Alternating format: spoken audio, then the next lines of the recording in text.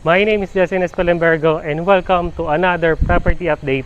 Dito naman tayo ngayon sa Leora Homes, Naik, Cavite. So papakita namin sa inyo kung ano ba yung mga update natin dito sa Leora Homes ngayong August at syempre ano-ano na ba yung mga available units natin na pwede nyong bilhin para sa mga future client namin. So ano pang hinihintay natin? Let's unlock your dream home.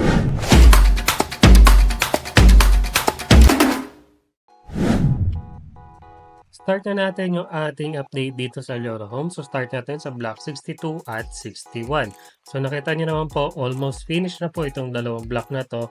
Already sold out na rin po yung mga bahay na ito at may mga nakatira na rin po sa area na to. Dito naman sa block 57, 56, 55 at dito sa may 54.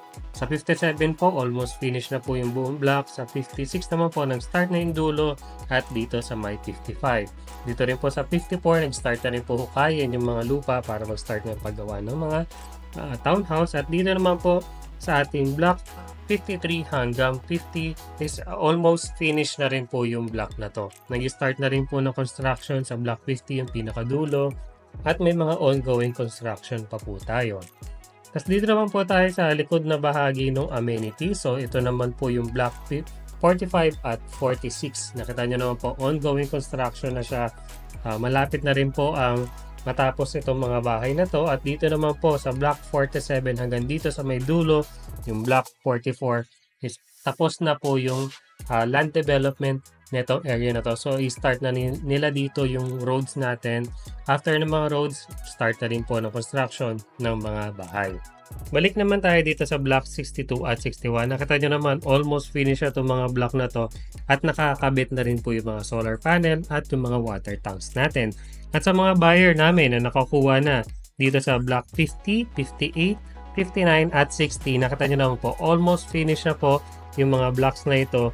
May mangilan-ngilan po tayong available units dito para sa mga naghahanap po ng ready for occupancy at ongoing construction ng mga unit. Perfect po tong location na to para sa inyo.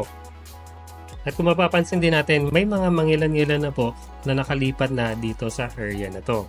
At i-update na rin po natin yung ating amenities. So nakita nyo naman yung amenities natin, yung swimming pool natin. Blue na po ang kulay niya, so nilinisan na po siya, pinalitan na siya ng tubig.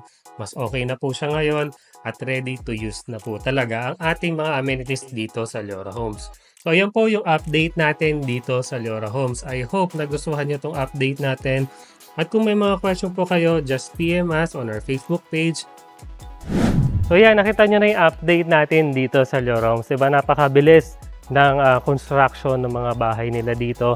At sa mga future client namin na gusto makakuha ng bahay dito sa Leora Homes, you kindly contact us on our Facebook page. Yung pinakaunang link dyan sa description sa baba, click nyo lang yan, dediretso na yan sa aming messenger. At doon sa mga client na namin na nakabili na ng bahay dito sa Leora Homes, check nyo po yung mga inbox ninyo, yung mga request nyo pong picture ng mga bahay at video ng mga bahay ninyo na send na po namin. So dito na magtatapos ang ating house tour dito sa Leora Homes. Kung isa ka sa mga nagustuhan dito sa video na to, please leave a like, share this video, and subscribe to my channel.